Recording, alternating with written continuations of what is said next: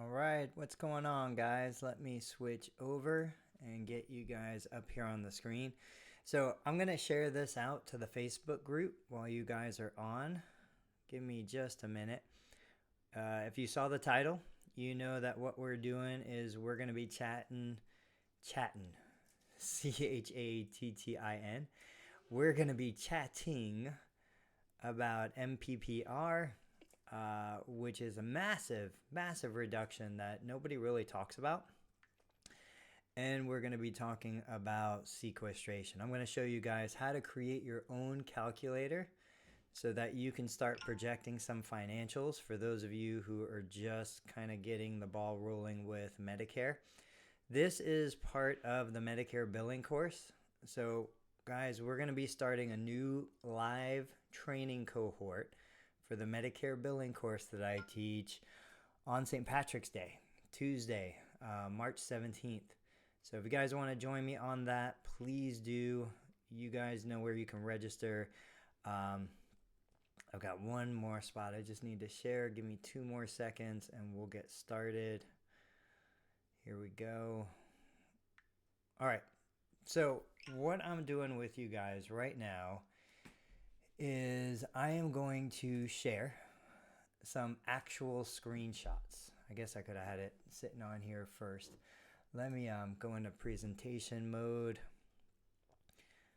Let's see where we are. If you guys join in YouTube, on YouTube, please post a comment so I can see it, so I know you guys are here, give you guys a shout out and credit for it.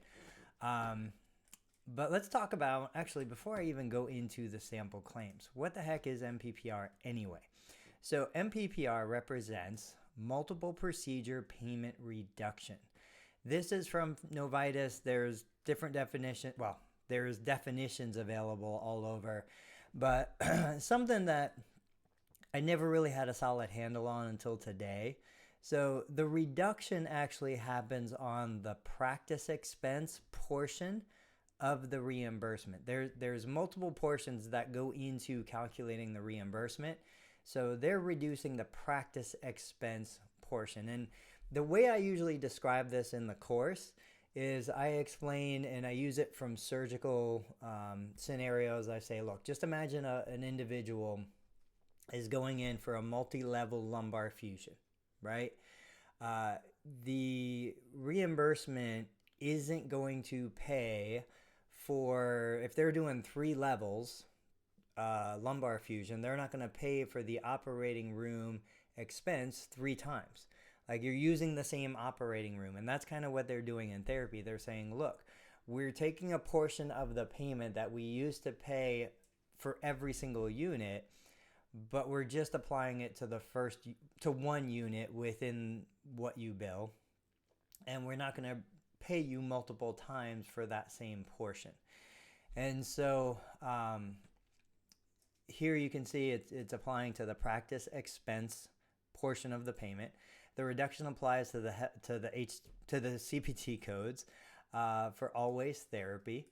So the MPPR is applied to the PE payment when more than one unit or procedure is provided to the same patient on the same day. And you guys, I've got a video out there. You can go back and look for it. So like anything, there's always unintended consequences, right? So you guys know multiple larger corporate physical therapy providers who automatically limit their Medicare beneficiaries to 2 units or less. And so a lot of us originally assumed, well, this is because they don't want to, they can't double book their Medicare beneficiaries. And so this gets them in and out of the clinic quicker. This also keeps them from running into the financial threshold and a couple other things. But something that nobody discussed was the fact that if you're providing a standard 4 units, and you'll see here that the first unit's reimbursed at the, let's say there are 4 of the same units. The first of those units is reimbursed at the full allowed amount. If they're different units, the highest relative value unit is reimbursed at the full amount, the first one, and then subsequent units are reduced 50% for the PE portion. You'll see what that works out to in a minute. But so if I'm treating a patient, let's say a standard Medicare beneficiary, and I'm doing 1 unit of manual therapy and 3 units of exercise, all direct care, one-on-one, 4 units, which sounds awesome, but 3 of those units are going to be, the PE portion is going to be reduced by 50%. When I do my calculations, it usually works out to, on a typical 4-unit visit like that, somewhere around 23% reduction on the total reimbursement value. That's huge. 23% is huge. So what I want you guys to understand is, so now let's pretend I had no limit on the number of Medicare referrals beneficiaries that are waiting to come in my clinic, right? So the most efficient from a billing perspective, I can completely eliminate the MPPR if I did, instead of 8 visits, Medicare beneficiaries at 4 units each, 32 units, I did 32 units, or 32 Medicare beneficiaries at 1 unit each. I still have the same time commitment. I still have the same compliance and regulatory, issues that I have to deal with. But now I've completely eliminated the effect of the MPPR. Now, in essence, I just gave myself a 23% raise on reimbursement because I don't have this reduction anymore. So, nobody's going to go to that extreme. Nobody's going to trade an 8-visit day for a 32-visit day. But you can understand why some larger commercial payers went from an 8-visit day to a 16-visit day, still negating a large portion, reducing the reduction by 50%. All right, guys, so that's the boring stuff. Let's get into some of the interesting stuff here. I'm going to show you guys an actual claim that's been processed this year. So I covered up all the pertinent privacy information, but this, I literally just screenshotted this out of my billing software. And so you can see here, these are dates of service. First date of service was January 31st, 2020. You can see here the date of service was exported February 4th. So I'm a big proponent most of the time on getting claims out every 24 hours. However, like anything, you run into hiccups, you run into bumps in the road. So you can see here, it took us a couple days to get this claim out. You can see on this claim, the diagnosis code 25512. The treating therapist was me in this case, my facility. You can see that I did 1 unit of 97161 for my evaluation, so low complexity, 1 unit of 97110, and 1 unit of 97140. You can see the 59 modifier appended to after the GP. So remember, since 2020, January of 2020, one of the CCI edit changes was that we had to put the 59 modifier on when we are billing an eval and manual therapy on the same day. You see this bottom line, TM, that's my initials, Tony Maritato, 3 units, 0 charges. The checkbox on the far right is blank because that does not go out to the payer. That's just for, hey, cool, 5 people on. Hey, Janice, thanks for joining. Anybody else who's here, feel free, post questions in the comments. I've never had a question posted in the comment. I'm watching for you guys. This is just for my use, right? This is just so I know on this particular day I generated 3 units, even though the evaluation code is a major unit. But when I'm looking at general stats over the year, over the quarter, this gives me some great information that I can't necessarily do on the normal reporting features. So let's get into each line item here for a second. So this is, let me see. Oh, I don't have Zoom. So this is the kind of the expanded view of the line item for 97161. And what you see here, I'm going to go into presentation mode. You can see $65.99 was what was paid by the primary insurer for that eval code. You can see the contract adjustment of $1.35 reason code 253, that's sequestration. I'm going to show you how you can look up those reason codes real quick. And then contract adjustment 1583, reason code 45, that's the standard contract adjustment because I billed $100 for the code. The allowed amount was less. I'm going to show you the allowed amount and how to look up reason code 45. And then you can see there's still a remaining balance here of $16.83. That's being forwarded to the secondary, which in this case is a supplemental Medigap plan. Once that processes, if there's a remaining balance, it'll then go to the patient. So let's go to the next slide real quick.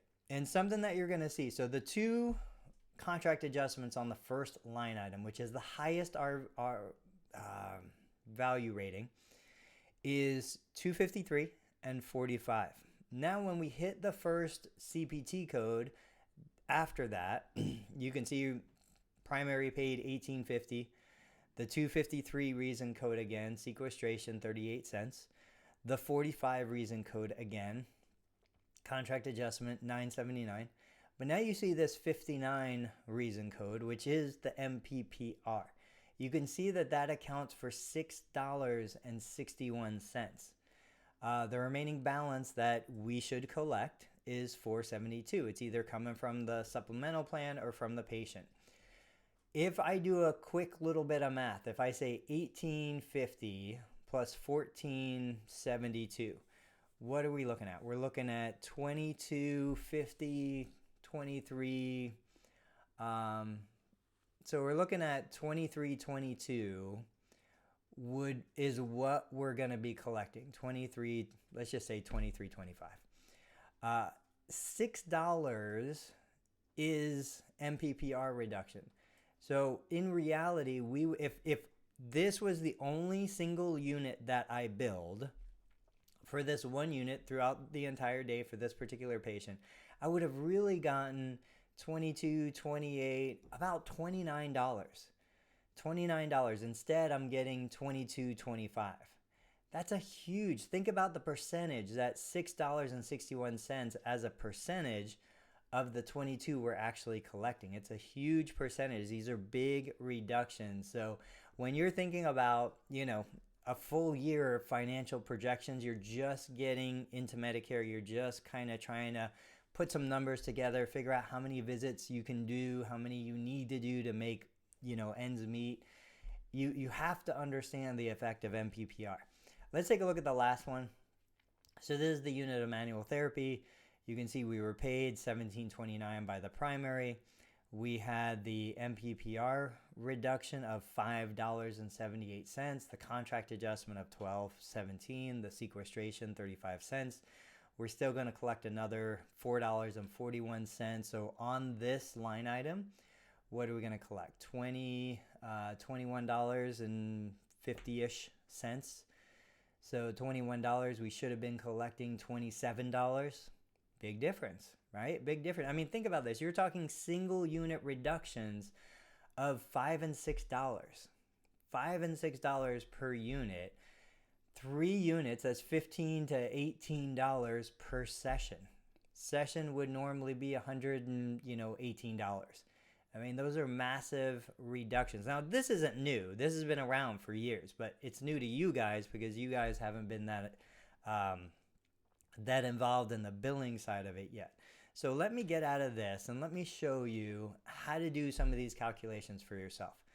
So basically what I did was I came in here and I just opened a blank Google sheet and I said, okay, so let's take a look. If you haven't seen my video on how to look up the allowed amounts, go into this YouTube channel, search for CMS Physician Fee Schedule, and you'll find it. If you haven't subscribed to the channel, please subscribe.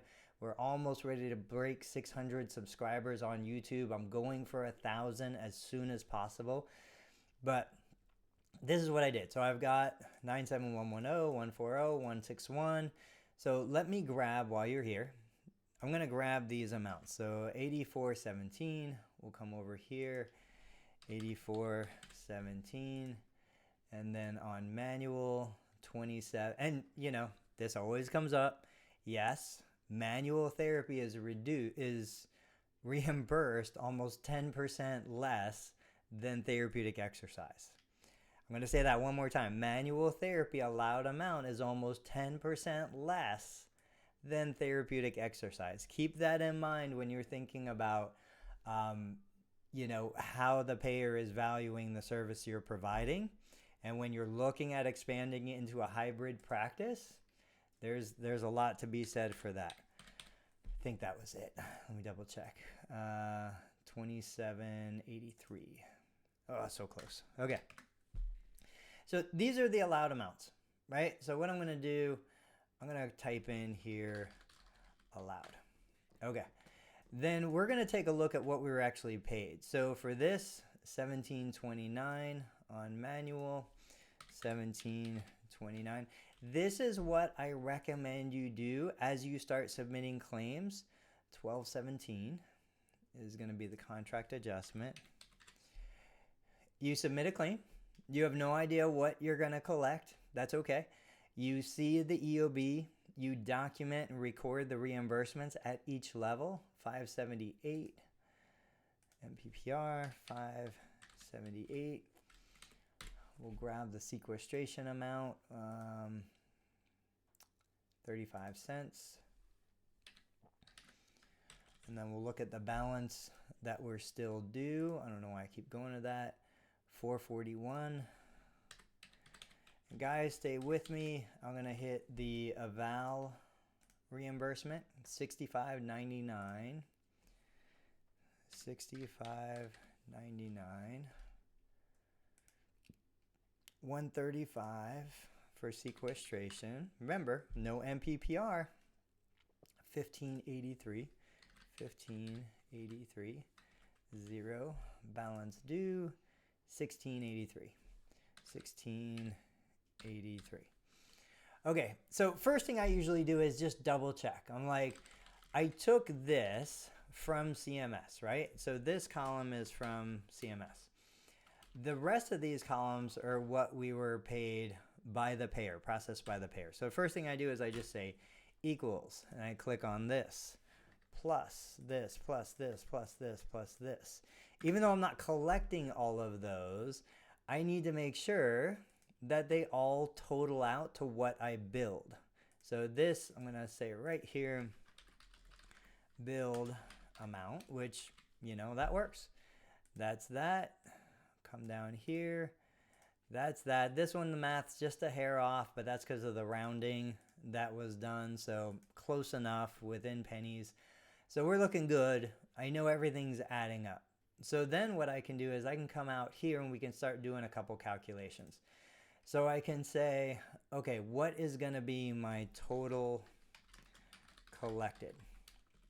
So it's going to be the sum total. Let's see what we've got. We've got this plus this plus this. And the balance is this plus this plus this. So we're looking at $110.45 is what I will actually collect when everything is finished processing. And with that being said, we're looking at, one minimum complexity evaluation code line item, 1 unit of exercise, 1 unit of manual. Now, truthfully, I usually do 2 units of exercise, 1 unit of manual along with the eval. This must have been a short eval or something came up. So, you could reasonably look at this and say, okay, if I added, I'm going to say plus 1 Therex. I don't mean to have the equal there. So plus 1 Therex, that's going to be that number plus, let's come in here, that plus the balance. So that's going to put us at 133, which would be a more typical reimbursement after the reductions. So I can kind of look at this and get a pretty good idea of what my normal first time visit reimbursement is going to be. I'm not doing it today, but in the course, we go through, like, I've got a 4-unit therapeutic exercise treatment, and you go through and you can see all the calculations and where everything is figured out. I've got like a more standard 3x one man, 2x one man, couple different scenarios. This year now, we've kind of brought back in some more therapeutic activity. We hadn't done very much of that in the past. Now we're doing a little bit more of that throughout our treatment plans. So I want you guys to see it. The last part of this video before I let you guys go, I don't know how long we've been on here. This website, this is a great website, this x12.org. There's lots of websites out there available. CMS has information about reason codes as well. But basically what you're going to do is when you get that electronic payment remit or the EOB, the paper copy, you're going to look and you're going to say, okay, reason code 45. I'm going to jump over here. I'm going to scroll down. Reason code 45. Charges exceed the fee schedule maximum allowable. Now I'm telling you, this sounds pretty intense, right? To me, this sounds like just hostile. This is hostile language to me. But all this is really saying is we allow, so let me go back here. We allow 8417. The allowed amount is 8417. The charged amount was $100. You exceeded the allowed amount by whatever, 16 bucks. That's essentially what that means. Nothing more, nothing less. That allowed amount contract adjustment difference, that's not tax deductible. That's not money that you've ever received. Most of you are doing taxes on a cash basis, not an accrual basis. So a common question is, are we allowed to write off these reductions? No, because you've never collected that money. The other one, let's take a quick look. 253, jump way down here. Sorry for the scrolling. I know it gives some people a headache. 253 is sequestration, 2% reduction across the board. Nothing really to explain. You can search it yourself. And then when we get over here, 59 is MPPR. So I jump back here to 59. You can see here multiple or concurrent procedure rules. So all of that is pretty standard. You know, a couple other ones that you'll probably see, reason code 119, benefit max for the time period has been reached. Essentially, that's the most common scenario when the person has passed the financial threshold. This year it's 2020. I'm sorry, 2080.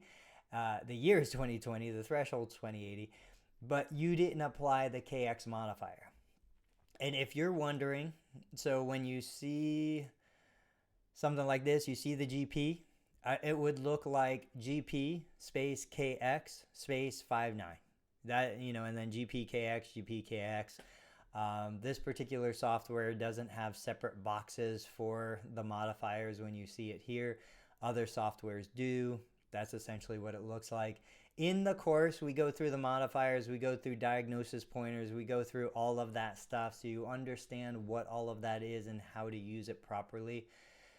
But guys, that's it. We're done. I wanted to explain MPPR. Search your Mac website, search CMS. There'll be information out there. Remember, this is talking to everybody, not just rehab providers. But that being said, I know there's calculators out there. APTA has their calculator. There's a couple private billing companies that have their calculator. At the end of the day, I just like to see the claim and do the calculation myself, right?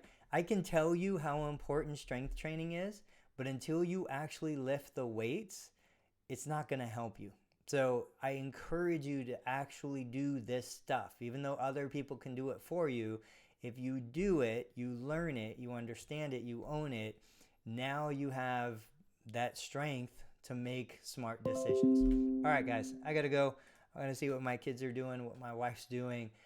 It's cold here. It's like freezing rain outside. But anyway, I'll catch you guys on the next video. Thank you again for joining.